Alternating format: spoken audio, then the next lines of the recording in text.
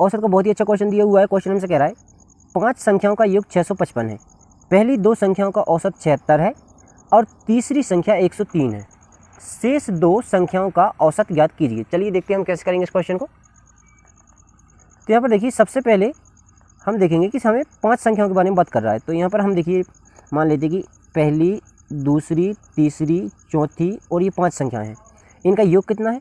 इनका योग हमें दिया हुआ है 655। तो यहाँ पर हम लिखेंगे 655, ठीक है।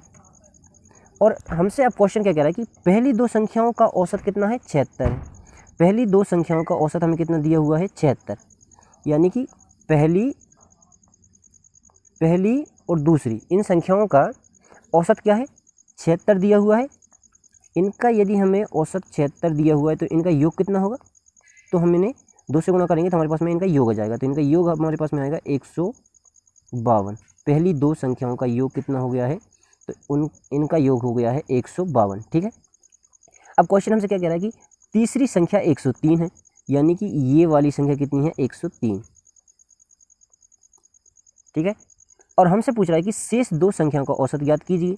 तो पहली 3 संख्याएं यानी कि 1, 2 और ये 3, इनका योग कितना हो जाएगा? तो हम 152 प्लस 103 करेंगे तो हमारे पास में कितना आएगा इनका योग?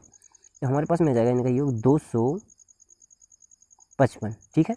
पहली 3 संख्याओं का योग 255 और इन सभी 5 संख्याओं का योग कितना है? 655। तो 655 में से हम ये जो पहली 3 संख्याएं हैं इनका योग घटा देंगे। तो हम 655 में से पहली 3 संख्याएं घटा देंगे यानी कि 255। तो हमारे पास में देखिए क्या आएगा? 255 हम माइनस करेंगे तो हमारे पास में कितना बचेगा? तो हमारे पास में यहाँ पर बचेगा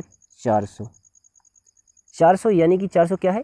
तो 400 ये जो आखिरी की 2 संख्याएं हैं इनका योग है 400, ठीक है।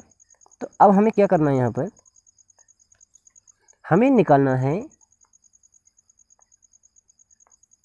इन आखिरी 2 संख्याओं का औसत, ठीक है। तो चूंकि ये 2 संख्याएं हैं तो हम क्या करेंगे? इनके योग यानी कि 400 को 2 से डिवाइड कर देंगे तो हमारे पास में इनका औसत आ जाएगा। तो 400 को हम 2 से डिवाइड करेंगे तो हमारे पास में देखिए कितना आ जाएगा? तो हमारे पास में आ जाएगा यहाँ पर 200, यानी कि अंतिम 2 संख्याओं या शेष 2 संख्याओं का औसत कितना है? तो शेष 2 संख्याओं का औसत है 200, यानी कि हमारा ऑप्शन सी सही हो जाएगा। यही हमारा आंसर है। वीडियो अच्छा लगा हो तो दोस्तों के साथ शेयर करें और चैनल को सब्सक्राइब करें। धन्यवाद।